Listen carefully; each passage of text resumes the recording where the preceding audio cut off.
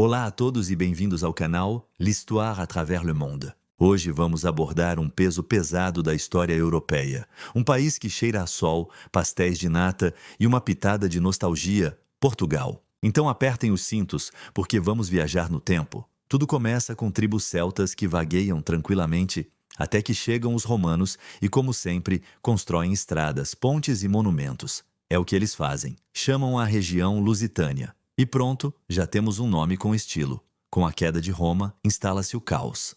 Povos germânicos como os suevos e os visigodos chegam e fundam os seus próprios reinos. Era como uma república das bananas em modo partilha de casa. Depois, no século VIII, entra em cena um novo jogador. Os mouros, vindos do norte de África. Trouxeram irrigação, álgebra, citrinos, melhoraram o jogo e muito. Durante séculos, a Península Ibérica torna-se um fascinante mosaico de culturas cristã, judaica e muçulmana. Mas os senhores cristãos do norte não estavam muito interessados em partilhar e começa a Reconquista. E é aí que entra uma figura-chave, Afonso Henriques. No início, é apenas conde de Portugal sob o domínio do rei de Leão e Castela. Mas Afonso é ambicioso. Diz a lenda que Afonso Henriques teve de lutar contra a própria mãe pelo poder. Em 1139, após a vitória na Batalha de Ourique, proclama-se rei de Portugal. E aí nasce Portugal. Ele passa o resto da vida a empurrar os mouros para sul, expandindo o seu pequeno reino. Portugal continua a crescer. Alguns séculos depois, chegamos a uma época crucial, os descobrimentos. No final do século XIV, Portugal está em crise como toda a Europa. A peste negra fez estragos, a economia está de rastos. E há um vizinho incômodo, Castela, que tem sempre ideias sobre Portugal. Que fazer? Um certo rei, Dom João I, e sobretudo o seu filho, o famoso infante Dom Henrique, tem uma ideia genial. E se explorássemos o oceano? Na altura era como dizer, e se colonizássemos Marte? O Atlântico era a mar tenebrosa, cheia de monstros e quedas para o vazio. Mas Henrique acreditava. Nunca navegou ele próprio, mas desde a sua casa no Algarve, financiou expedições, reuniu cartógrafos, astrônomos e marinheiros corajosos. Criou uma espécie de NASA do século XV. No início, os portugueses limitam-se a seguir a costa africana nos seus belos navios. Descobrem então a Madeira e os Açores. Depois, vão cada vez mais longe. Passam o Cabo Bojador, considerado o fim do mundo conhecido. Cada viagem é uma epopeia. Inventam um novo tipo de barco, a caravela, mais leve, mais manobrável, perfeita para explorar. O objetivo final? Encontrar uma rota marítima para as Índias, contornando os intermediários muçulmanos e venezianos que dominam o comércio das especiarias. As especiarias eram o petróleo do século XV. Valiam uma fortuna. Bartolomeu Dias, em 1488, consegue um feito. Dobra o Cabo da Boa Esperança, a ponta sul de África. A rota está aberta. 10 anos depois, em 1498, é Vasco da Gama que completa a missão. Parte de Lisboa com 4 navios, contorna a África, atravessa o Índico e chega finalmente à Índia. É um choque cultural monumental, imagina. Europeus que só viam pimenta na mesa de um rei chegam ao supermercado mundial das especiarias. A viagem de regresso é terrível. Metade da tripulação morre de escorbuto. Mas quando regressa a Lisboa com a carga, é o jackpot.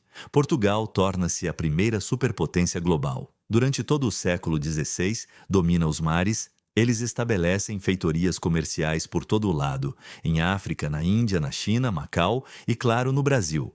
Descoberto meio por acaso em 1500 por Pedro Álvares Cabral, que se afastou demais da costa africana. Lisboa torna-se a cidade mais rica do mundo. O ouro, os escravos, o marfim e, sobretudo, as especiarias chegam em força. É o apogeu de Portugal. Constroem-se mosteiros e torres incríveis, como o Mosteiro dos Jerônimos ou a Torre de Belém, com dinheiro das especiarias. É o chamado estilo manuelino, uma arquitetura que grita, somos ricos e não temos vergonha. Mas tudo o que sobe, desce. Em 1578, dá-se a tragédia. O jovem rei D. Sebastião, demasiado entusiasta, parte em cruzada para Marrocos e morre na Batalha de Alcácer Quibir. Sem deixar herdeiro, crise de sucessão. E quem aproveita? O rei de Espanha, Filipe II, que também é primo. Invade Portugal e torna-se rei em 1580. Durante 60 anos, Portugal perde a independência. É a União Ibérica. Os inimigos de Espanha, como os holandeses e os ingleses, aproveitam para atacar o Império Português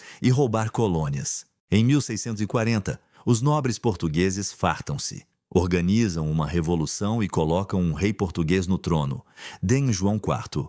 Portugal volta a ser independente, mas já perdeu o brilho. O país vira-se então para a sua maior colônia, o Brasil. E aí, sorte das sortes, descobrem minas de ouro gigantescas. Durante todo o século XVIII, o ouro brasileiro inunda Portugal e financia o barroco português. É uma época de luxo, mas com uma economia frágil e dependente. E depois, no dia 1 de novembro de 1755, dia de Todos os Santos, com todas as igrejas cheias, a terra treme.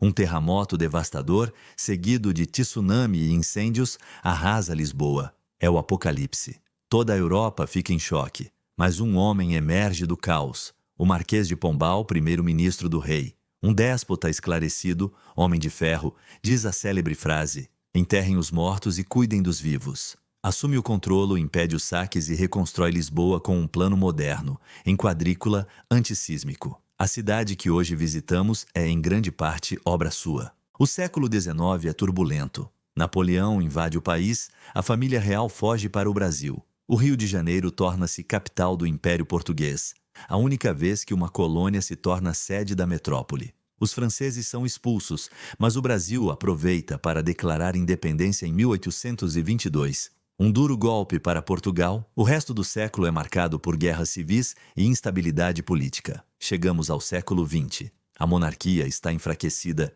Em 1910, uma revolução derruba e proclama a Primeira República. Mas o regime é instável. Em 16 anos, há mais de 40 governos. Esse caos abre caminho a um golpe militar em 1926. E surge Antônio de Oliveira Salazar. Professor de economia austero, é chamado para equilibrar as finanças. Faz isso tão bem que acaba por assumir todo o poder. Em 1933, instaura o Estado Novo, uma ditadura nacionalista, conservadora e católica que dura quase 50 anos. Salazar mantém Portugal fora da Segunda Guerra Mundial, mas isola o país do mundo. O lema é Deus, Pátria e Família. A polícia política pede e mantém o regime autoritário. Ao mesmo tempo, Salazar agarra-se desesperadamente às colônias africanas, Angola, Moçambique, enquanto o resto da Europa avança na descolonização. Isso leva a guerras coloniais longas e sangrentas que esgotam o país em juventude e recursos. Em 1968, Salazar sofre um acidente doméstico, cai da cadeira e é substituído por Marcelo Caetano, que tenta uma ligeira abertura, mas sem resolver o problema de fundo. O regime está à beira do colapso. E chegamos ao 25 de abril de 1974. O grande final. Nesse dia, jovens oficiais do Exército, fartos da guerra colonial, organizam um golpe de Estado. O sinal é uma canção na rádio, Grândola Vila Morena. É incrível, mas é uma revolução quase sem violência. As pessoas saem à rua para apoiar os militares e colocam cravos vermelhos nos canos das espingardas. Por isso se chama Revolução dos Cravos. Em apenas um dia, a mais antiga ditadura da Europa desmorona-se. Segue-se um período algo turbulento, o processo revolucionário em curso, com nacionalizações e reformas agrárias. Mas, no fim, Portugal escolhe a via da democracia parlamentar, concede independência às suas colônias e, em 1986, junta-se ao que hoje é a União Europeia. É a consagração do seu regresso à família das democracias europeias. Desde então, Portugal teve altos e baixos, como a crise da dívida nos anos 2010, mas soube sempre levantar-se. Hoje é um país moderno, dinâmico, que soube preservar o seu charme único, a sua história incrível e essa famosa saudade, esse sentimento doce e amargo de nostalgia que o define tão bem. E pronto, esta foi a história de Portugal em versão acelerada, escrita por Tiago Pinto. Espero que esta viagem no tempo te tenha agradado. Se gostaste, não te esqueças de deixar um gosto, comentar com sugestões de países que queres ver e, claro, subscrever para não perderes os próximos vídeos. Foi um prazer. Obrigado a todos e até breve. Tchau!